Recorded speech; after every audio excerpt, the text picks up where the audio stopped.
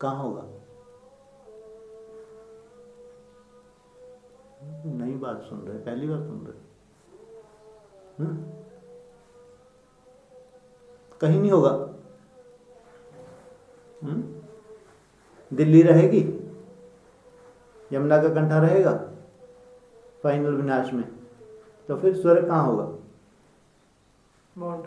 Mount Abu रहेगा। इनसे मिलो। हाँ, जम्बू द्वीप। तो जरूर हिमालय की तराई का कोई क्षेत्र है विशेष रूप से, जो बाबा बहुत बड़ी लैंड खरीदते हैं। नहीं खरीदते, दुनिया से हट के होगा, उसको एक देश कह लो, एक जो पूरी दुनिया उसको जानती है, जिसको कोई पैराडाइज कहे, कोई जन्नत कहे, कोई स्वर्ग कहे।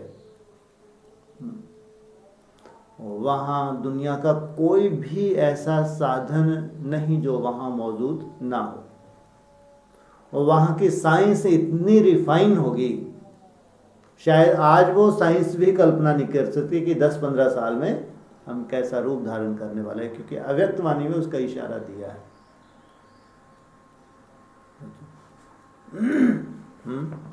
तुमको बाबा ने क्या किया, क्या दे दी? चाबी दे दी है। तो बाबा ने स्वर्ग के गेट की चाबी बाप दादा बच्चों को ही दे देते हैं। चाबी है अधिकारपन, अर्थात अधिकारी बनना। ये चाबी कब काम करेगी? जब अधिकारी बनेंगे, हम कर्म इंद्रियों को अपने अधीन कर लेंगे। चाबी है अधिकारीपन, अर्थात अधिकारी बनना। अधिकार की चाबी से गेट खुला हुआ है।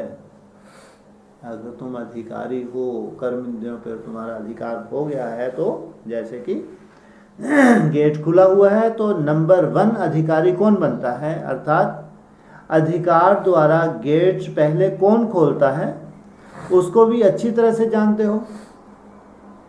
सबसे पहले गेट कौन खोलेगा तुम भी अच्छी तरह से जानते हो, लेकिन अकेले नहीं खोलते। उद्घाटन के समय आप भी सभी होंगे ना। बाबा ने क्या बोला? अकेले नहीं खोलेगा बाप, आप सभी भी होंगे ना। पूछा, देखने वाले होंगे व करने वाले होंगे। कौन होंगे? साथी होंगे ना।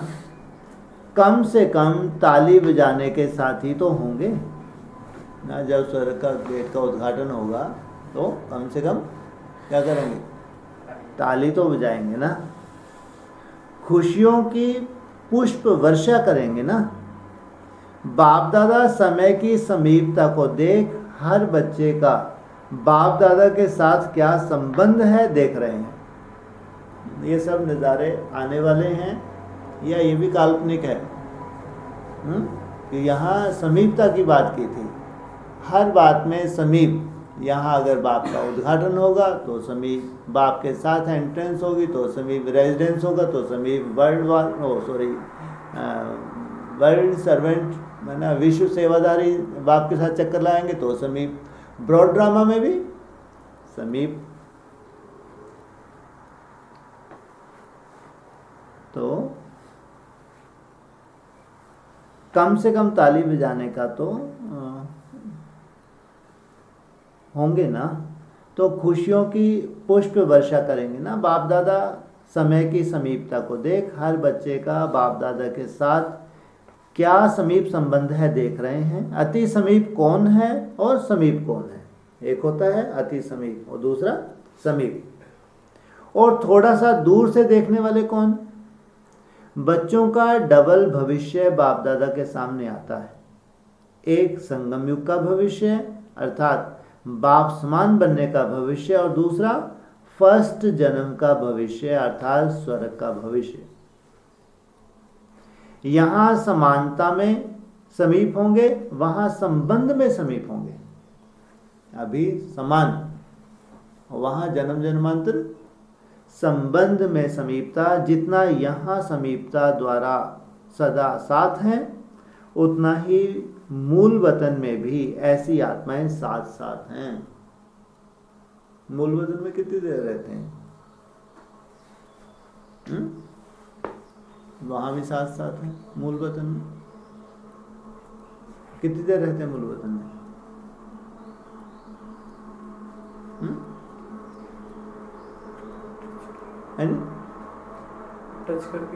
टच करके 1 सेकेंड। और यहाँ तो बहुत बड़ा से कोई स्वयमान है कि तुम मूल वतन में भी साथ साथ हो, और जब टच करके हमको नीचे आना है तो काहे का साथ साथ हुआ?